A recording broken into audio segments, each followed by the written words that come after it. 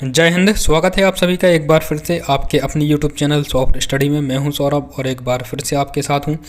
और आज के इस वीडियो में हम डिस्कस करेंगे MP high court steno typist और असिस्टेंट ग्रेड 3 के लिए 2017 का old question paper. Complete 100 question होंगे इस वीडियो में। इससे पहले 2015 के ओल्ड क्वेश्चन पेपर को डिस्कस किया था। यदि आपने उस वीडियो को नहीं देखा है तो लिंक आपको इसके डिस्क्रिप्शन में मिल जाएगा, जहाँ से आप उस वीडियो को देख सकते हैं।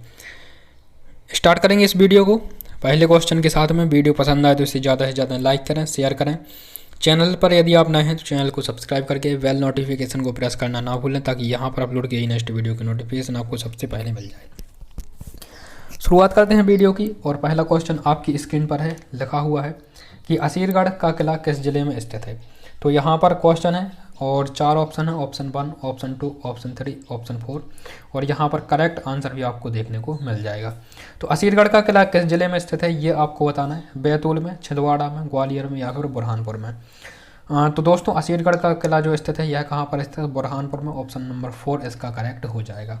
बुरहानपुर जो है यह मध्य प्रदेश का सबसे दक्षिणी जिला भी है, तो यह आपको याद रखना है। यह भी क्वेश्चन में पूछ लिया जाता है। बढ़ते हैं नेक्स्ट क्वेश्चन की तरफ। अगला है क्वेश्चन नंबर 2। अमरकंटक मध्य प्रदेश के किस जिले में स्थित है? अमरकंटक मध्य प्रदेश के किस जिले में स्थित है ये आपको बताना है। शहडोल में, अनूपपुर में, भिंड में या फिर अशोकनगर में। तो दोस्तों अमरकंटक जो स्थित है यह मध्य प्रदेश के अनूपपुर जिले में स्थित है। ऑप्शन नंबर 2 इसका करेक्ट हो जाएगा। अमरकंटक से 3 प्रमुख नदियाँ निकलती हैं मध्य प्रदेश की। एक तो मध्य प्रदेश की जीवन रेखा नर्मदा अमरकंटक से निकलती है। अमरकंटक नर्मदा का उद्गम स्थल है। दूसरी आपकी सोन नदी है और तीसरी जोजिला है। ठीक है, तो ये 3 नदियां हैं, तीनों अमरकंटक से निकलती हैं, ये आपको याद रखना है। अगला क्वेश्चन है क्वेश्चन नंबर 3। उज्जैन का प्रसिद्ध सिंहस्थ पर्व प्रत्येक कितने वर्ष में आयोजित किया जाता है? उज्जैन का प्रसिद्ध सिंहस्थ जो पर्व होता है, जो कुंभ यहाँ पर आयोजित किया जाता हुआ है, कितने वर्ष में किया जाता है? 8 वर्ष में, 6 वर्ष में, 10 वर्ष में या फिर 12 वर्ष में। तो दोस्तों सिंहस्थ में जो कुंभ का आयोजन किया जाता है, सिंहस्थ महापर्व का, यह 12 वर्ष में। ऑप्शन नंबर 4 इसका करेक्ट हो जाएगा। ठीक है, उज्जैन किस नदी के किनारे स्थित है? तो उज्जैन किस नदी के किनारे? शिप्रा नदी के किनारे स्थित है। यह आपको याद रखना है, एग्जाम में पूछ लिया जाता है। बढ़ते हैं नेक्स्ट क्वेश्चन की तरफ। अगला है क्वेश्चन नंबर 4। मध्य प्रदेश में रेलवे कोच फैक्ट्री कहाँ पर स्थित है? तो दोस्तों मध्य प्रदेश की एकमात्र रेलवे कोच फैक्ट्री स्थित है, यह है भोपाल में। ऑप्शन नंबर 3 इसका करेक्ट हो जाएगा। ठीक है, कहाँ पर स्थित है? भोपाल में। अगला क्वेश्चन है क्वेश्चन नंबर 5। भारत का सर्वोच्च नागरिक सम्मान कौन सा है? तो दोस्तों भारत का जो सर्वोच्च नागरिक सम्मान है यह हो जाता है आपका परमवीर चक्र, भारत रत्न, अशोक चक्र या फिर अर्जुन अवार्ड। तो ऑप्शन नंबर 2 इसका करेक्ट हो जाएगा। जो भारत रत्न है यह भारत का सर्वोच्च नागरिक सम्मान होता है। ठीक है, नेक्स्ट क्वेश्चन है कुचिपुड़ी नृत्य किस राज्य से संबंधित है? कुचिपुड़ी नृत्य जो है मणिपुर, उड़ीसा, आंध्र प्रदेश या फिर तमिलनाडु। तो कुचिपुड़ी जो नृत्य है यह आंध्र प्रदेश का एक लोक नृत्य है। ऑप्शन नंबर 3 इसका करेक्ट हो जाता है। ठीक है, नेक्स्ट क्वेश्चन है संसद का संयुक्त सत्र कौन आहूत करता है? संसद का संयुक्त सत्र कौन बुलाता है? लोकसभा स्पीकर। वर्तमान में लोकसभा स्पीकर कौन है? तो ओम बिरला है। ठीक है, ये आपको याद रखना है। राष्ट्रपति रामनाथ कोविंद है वर्तमान में। प्रधानमंत्री पता ही है। राज्यसभा स्पीकर, तो राज्यसभा के जो अध्यक्ष होते हैं उपराष्ट्रपति। ठीक है, ये इसका करेक्ट आंसर नहीं होगा। राष्ट्रपति जो है ऑप्शन नंबर 2। ठीक है, संसद का संयुक्त सत्र कौन आहूत करता है? तो राष्ट्रपति आहूत करता है। जो भारतीय संसद है यह लोकसभा, राज्यसभा और राष्ट्रपति तीनों से मिलकर बनी होती है। जब दोनों का संयुक्त सत्र बुलाना होता है तो राष्ट्रपति के आह्वान पर संयुक्त सत्र बुलाया जाता है। ठीक है, नेक्स्ट क्वेश्चन है क्वेश्चन नंबर 8। संचित निधि से भुगतान पर किसका नियंत्रण होता है? संचित निधि के भुगतान पर किसका नियंत्रण होता है? तो दोस्तों संचित निधि के भुगतान पर किसका नियंत्रण होता है? संसद का। ऑप्शन नंबर 2 इसका करेक्ट हो जाएगा। ठीक है, किसका नियंत्रण होता है? संसद का नियंत्रण होता है। नेक्स्ट क्वेश्चन की तरफ चलते हैं। अगला क्वेश्चन है question number 9। Discovery of India के लेखक कौन है? यहाँ पर यह क्वेश्चन रिपीट हुआ है। जो हमने 2015 का क्वेश्चन पेपर डिस्कस किया था उसमें भी सेम क्वेश्चन यहाँ पर पूछा गया था और यहाँ पर भी सेम क्वेश्चन आपको देखने को मिल रहा है। तो डिस्कवरी ऑफ इंडिया जो बुक है इसके लेखक कौन है? जवाहरलाल नेहरू। ऑप्शन नंबर 2 इसका करेक्ट हो जाएगा। ठीक है, भारत के प्रथम प्रधानमंत्री रहे जवाहरलाल नेहरू, इन्होंने डिस्कवरी ऑफ इंडिया को लिखा है। नेक्स्ट क्वेश्चन है क्वेश्चन नंबर 10। सांची का स्तूप किस शासक ने बनवाया था? सांची का स्तूप जो है किस शासक ने बनवाया था? बिंबिसार ने, अशोक ने, पुष्यमित्र, शंगु ने या फिर हर्षवर्धन ने। तो ऑप्शन नंबर 2 इसका करेक्ट हो जाएगा। जो सम्राट अशोक हैं इनके द्वारा बनवाया गया था सांची के स्तूपों को। यहाँ पर जो मध्य प्रदेश के 3 स्थल हैं विश्व यूनेस्को की विश्व धरोहर सूची में शामिल है। मध्य प्रदेश के 3 स्थल कौन कौन से हैं? तो खजुराहो है, सांची है और भीमबेटका है। तो तीनों से क्वेश्चन बनते हैं। पिछली वीडियो में जो क्वेश्चन बना था उसमें पूछा गया था भीमबेटका जो है किसके लिए जानी जाती है। तो भीमबेटका शैल चित्रों के लिए जानी जाती है, वहाँ पर शैल चित्रों के लिए मशहूर है भीमबेटका, ठीक है, प्राचीन शैल चित्र। उसमें एक क्वेश्चन पूछा गया था विश्व धरोहर से, इसमें एक क्वेश्चन पूछा गया है विश्व धरोहर से। तो आपको ये तीनों याद रखने हैं, खजुराहो, सांची और यहाँ पर जो है भीमबेटका। और इसके अलावा मांडू से भी क्वेश्चन पूछे जाते हैं। तो मांडू प्रस्तावित है, तो मांडू से भी क्वेश्चन पूछे जाते हैं, ये भी आपको याद रखना है। नेक्स्ट क्वेश्चन है यहाँ पर क्वेश्चन नंबर 11, स्वतंत्र भारत के प्रथम भारतीय गवर्नर जनरल कौन थे? स्वतंत्र भारत के प्रथम भारतीय गवर्नर जनरल कौन थे? तो स्वतंत्र भारत के प्रथम भारतीय गवर्नर जनरल थे चक्रवर्ती राजगोपालाचारी। ऑप्शन नंबर 2 इसका करेक्ट हो जाएगा, ठीक है। राजगोपालाचारी जो थे स्वतंत्र भारत के प्रथम गवर्नर जनरल थे। स्वतंत्र भारत के गवर्नर जनरल कौन थे? तो लॉर्ड माउंटबेटन जो थे वह प्रथम गवर्नर जनरल थे स्वतंत्र भारत के। लेकिन ये जो राजगोपालाचारी हैं यह भारतीय थे, प्रथम भारतीय थे, ठीक है। नेक्स्ट क्वेश्चन यहाँ पर है क्वेश्चन नंबर 12 और अगला है चित्रकूट का जल प्रपात किस नदी के किनारे स्थित है? चित्रकूट का जो जल प्रपात है किस नदी के किनारे स्थित है, ये आपको बताना है, ठीक है।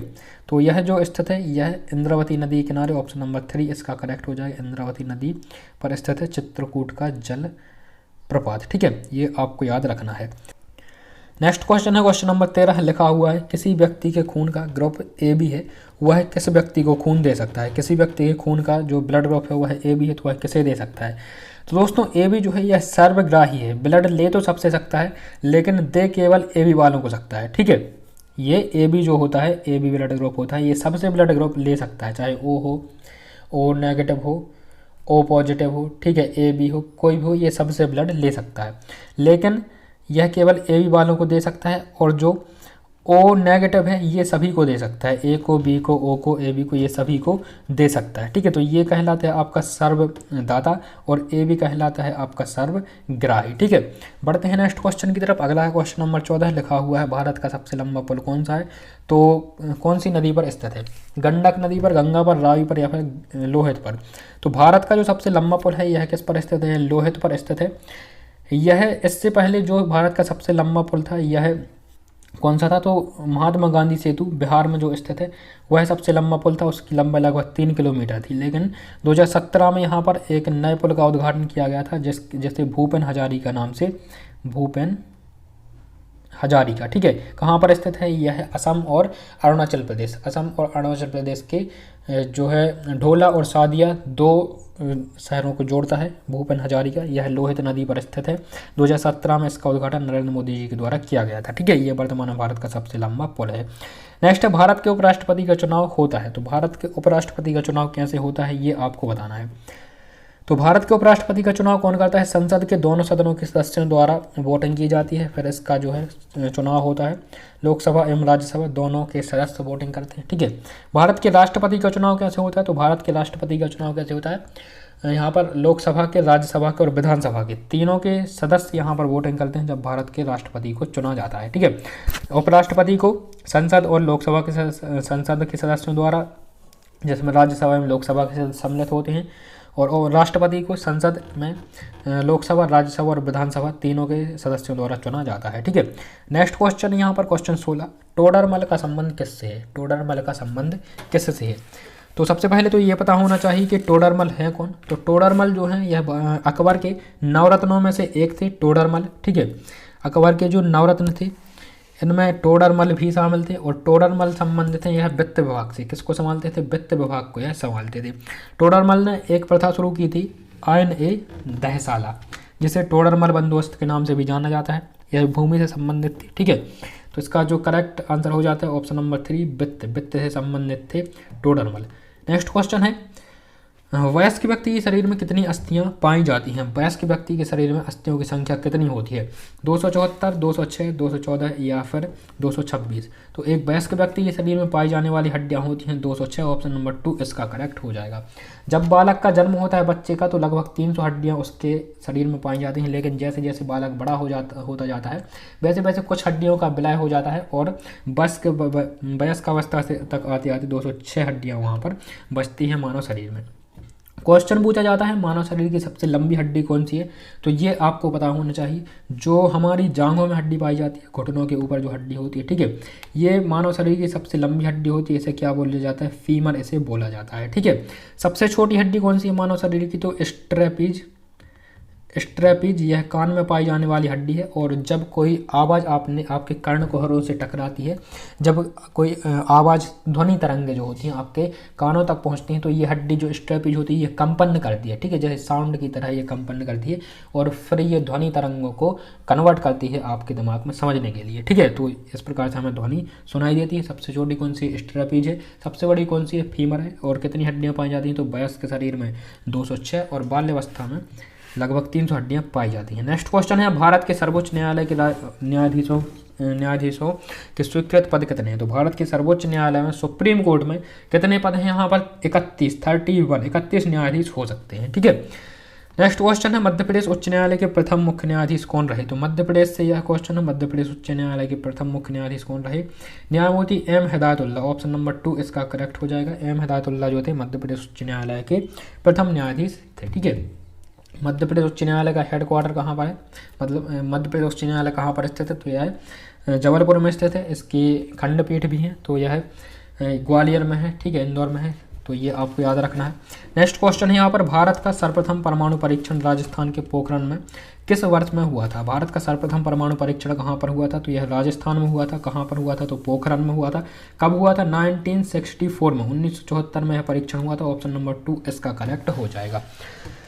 अगला क्वेश्चन है, इस पर एक मूवी बन चुकी है पोखरण। यदि आपने उसे नहीं देखा तो उस मूवी को आप देखिएगा, बहुत अच्छी मूवी है, उससे सब कुछ आपको समझ में आ जाएगा, ठीक है। तो पोखरण यदि आपने नहीं देखी तो उसे ज़रूर देखें। नेक्स्ट क्वेश्चन है, भारत में सती प्रथा किसने बंद कराई थी? भारत में सती प्रथा किसने बंद कराई थी?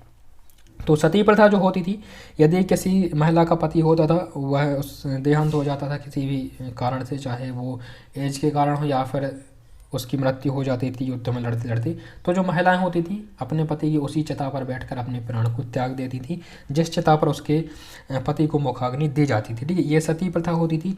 इसे बंद किसने कराया था? तो इसे लॉर्ड कर्जन ने बंद कराया था, सॉरी, लॉर्ड विलियम बेंटिक ने बंद कराया था। ऑप्शन नंबर 3 इसका करेक्ट हो जाएगा। किसके द्वारा?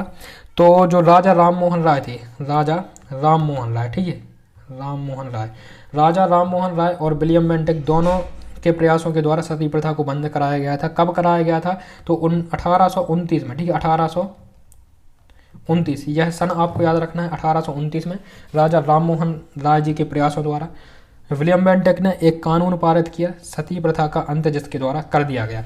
अगले क्वेश्चन की तरफ चलते हैं। पानीपत का प्रथम युद्ध किसके बीच हुआ था? पानीपत का प्रथम युद्ध किसके बीच हुआ था? तो दोस्तों पानीपत के 3 युद्ध प्रमुख हैं और 3 युद्ध आपके एग्जाम में पूछे जाते हैं। तो पानीपत का जो प्रथम युद्ध हुआ था यह बाबर एवं इब्राहिम लोदी के बीच में हुआ था। कब हुआ था? 1526 में हुआ था, ठीक है। ये डेट आपको याद रखनी है। 1526 अप्रैल का समय था जब पानीपत का प्रथम युद्ध हुआ था बाबर और इब्राहिम लोदी के बीच। पानीपत के दूसरी युद्ध की बात करते हैं तो मई 1556 में, ठीक है। पहला कब हुआ? 1526 में, दूसरा 1556 में।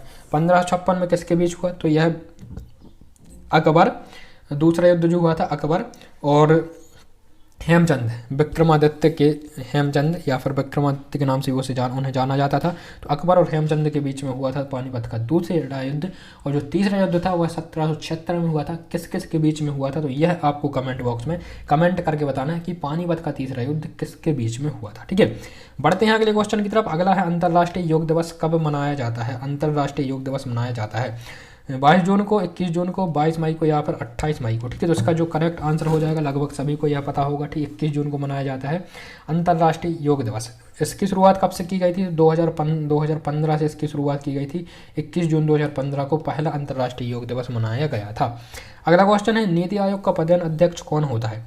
तो दोस्तों नीति आयोग का पुराना नाम क्या था? योजना आयोग। 2015 में योजना आयोग की जगह नीति आयोग की स्थापना की गई। और नीति आयोग की पदेन अध्यक्ष कौन होते हैं? तो ये होते हैं प्रधानमंत्री, ठीक है। ऑप्शन नंबर 1 इसका करेक्ट हो जाएगा। अगला क्वेश्चन है, जम्मू कश्मीर विधानसभा के सदस्यों का चुनाव कितनी अवधि के लिए होता है? तो यह क्वेश्चन होता था 2019 जब धारा 370 होती थी, तब जम्मू कश्मीर में विधानसभा का चुनाव होता था। लेकिन धारा 370 समाप्त होने के बाद ना तो जम्मू कश्मीर में विधानसभा है और ना ही इसका चुनाव होता है। ठीक है, यहाँ पर दो केंद्र शासित प्रदेशों में बदल दिया गया था, जम्मू में और लद्दाख में। तो लद्दाख में विधानसभा रखी गई थी लेकिन जम्मू में विधानसभा नहीं है। ठीक है, लेकिन यह क्वेश्चन पेपर 2017 का है, तब यहाँ पर चुनाव होते थे। और कितने वर्ष के लिए होते थे, तब यहाँ पर इसका सही आंसर था 6 वर्ष। पूरे देश में विधानसभा के जो चुनाव होते हैं, चुना जाता है प्रत्याशी 5 वर्ष के लिए होता है, लेकिन जम्मू कश्मीर में यहाँ पर 6 वर्ष के लिए होता था। ठीक है, अब नहीं होता है। 3 ऑप्शन इसका सही हो जाएगा। ठीक है, बढ़ते हैं नेक्स्ट क्वेश्चन की तरफ। भारत में तांबे का सर्वाधिक उत्पादक करने वाला राज्य कौन सा है? झारखंड, बिहार, मध्य प्रदेश या फिर राजस्थान? तो भारत में सर्वाधिक तांबे का उत्पादन करने वाला जो राज्य है यह आपका मध्य प्रदेश है। ऑप्शन नंबर 3 इसका करेक्ट हो जाएगा। अगला है, भारत में कितने राज्य और संघ शासित प्रदेश हैं? भारत में कितने राज्य और संघ शासित प्रदेश हैं? तो वर्तमान में यह क्वेश्चन भी यहाँ पर अपडेट हो जाएगा। ठीक है, कितने हैं? धारा 370 हटने से पहले कितने थे? तो 29 राज्य केंद्र शासित प्रदेश थे। वर्तमान में यहाँ पर 28 राज्य और 8 केंद्र शासित प्रदेश हैं। ठीक है, जम्मू कश्मीर को 2 केंद्र शासित प्रदेश में बदला गया था, तब वहाँ पर 28 राज्य और 9 केंद्र शासित प्रदेश हो गए थे। लेकिन एक केंद्र शासित प्रदेश जो था उसका विलय कर दिया गया था, तो यहाँ पर वर्तमान में 28 राज्य और 8 केंद्र शासित प्रदेश हैं। ये आपको याद रखना है। ठीक है, उस समय इसका सही आंसर क्या था? ऑप्शन नंबर 3 29 राज्य केंद्र शासित प्रदेश। लेकिन अब ये क्वेश्चन पूछा जा सकता है कि भारत में वर्तमान में कितने राज्य, यह करंट अफेयर क्वेश्चन बन सकता है। तो 28 राज्य 8 केंद्र शासित प्रदेश हैं, ये आपको याद रखना है। अगला है, विश्व की सर्वोच्च चोटी माउंट एवरेस्ट कहाँ पर स्थित है? तो विश्व की सर्वोच्च चोटी माउंट एवरेस्ट नेपाल में है। ठीक है, ऑप्शन नंबर 3 इसका करेक्ट हो जाएगा। नेपाल में पड़ती है माउंट एवरेस्ट और लगभग 8000 मीटर इसकी जो है ऊंचाई है, किसकी? माउंट आबू की। भारत की सबसे ऊंची चोटी है तो कंचनजंगा की चोटी, K2 के नाम से जिसे हम जानते हैं, K2। ठीक है, यह भारत की सबसे ऊंची चोटी है, ये आपको याद रखना है। अगला क्वेश्चन है, किस राज्य में सर्वाधिक चाय बागान है? तो चाय बागान के लिए जाना जाता है असम। ऑप्शन नंबर 4 इसका करेक्ट हो जाएगा। चाय बागान सर्वाधिक है असम में। असम की दार्जिलिंग टी है। दार्जिलिंग टी को वहाँ का जीआई टैग प्रदान किया गया था। भारत का प्रथम जीआई टैग प्रदान कैसे किया गया था?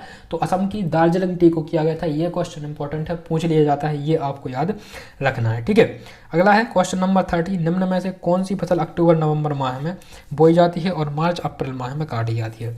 तो जो रबी की फसलें होती हैं चढ़ते सूरज के साथ जो बोई जाती हैं, ठीक है, दिसंबर माह में जब दिन बड़े होने लगते हैं इस समय ये फसलें बोई जाती हैं, इसलिए इन्हें हम रबी की फसलें बोलते हैं। ठीक है, तो गेहूँ हो जाता है आपका, ठीक है, गेहूँ के अलावा चना हो जाता है, मसूर हो जाती है, मटर हो जाती है, ये आपकी रबी की फसलें हो जाती हैं। ऑप्शन 3 इसका करेक्ट हो जाएगा। खरीफ की फसलें कौन सी हैं जो बरसात में बोई जाती हैं? सोयाबीन है, उड़द है, दलहनी फसलें हैं जैसे कि आपका अरहर हो जाती है, ये आपकी बोई जाती हैं कब? रबी की फसलें बरसात के समय में बोई जाती हैं। ठीक है, तो इसका करेक्ट आंसर हो जाएगा 3। ये था दोस्तों इस वीडियो का अंतिम क्वेश्चन। 30 क्वेश्चन को डिस्कस किया। इसके अलावा 2015 का क्वेश्चन पेपर है, उसमें कंप्लीट 100 क्वेश्चन को डिस्कस किया था, उसका लिंक डिस्क्रिप्शन में, उसे भी आप देख सकते हैं। इस वीडियो का लाइक एम रखते हैं हम 100 लाइक, तब इस पर 100 लाइक आ जाएंगे इस वीडियो पर, उसके बाद में इसका सेकंड पार्ट अपलोड किया जाएगा और नीचे क्वेश्चंस को डिस्कस किया जाएगा। ठीक है, इसके अलावा जब इस वीडियो पर 100 लाइक हो जाएंगे तो इस PDF को भी अपलोड कर दिया जाएगा हमारे टेलीग्राम ग्रुप में। टेलीग्राम पर यदि आप सर्च करेंगे सॉफ्ट स्टडी तो वहाँ पर चैनल मिल जाएगा, जिससे ज्वाइन करके आप इस वीडियो को, इस PDF को डाउनलोड कर सकते हैं। लेकिन शर्त यही है कि इस वीडियो पर 100 लाइक होने चाहिए, ये माइलस्टोन है आपका। जब तक 100 लाइक नहीं होंगे इसका सेकंड पार्ट नहीं आएगा। ठीक है, तो वीडियो को शेयर करें, लाइक करें और चैनल पर नए हैं तो सब्सक्राइब करें। मुलाकात होगी आपसे नेक्स्ट वीडियो में, तब तक के लिए नमस्कार। वीडियो कैसी लगी कमेंट बॉक्स में जरूर बताएं। क्या इस प्रकार की और वीडियोस चाहते हैं तो ये भी आप कमेंट बॉक्स में बता सकते हैं। मुलाकात होगी नेक्स्ट वीडियो में, तब तक के लिए नमस्कार। जय हिंद, वंदे मातरम, धन्यवाद।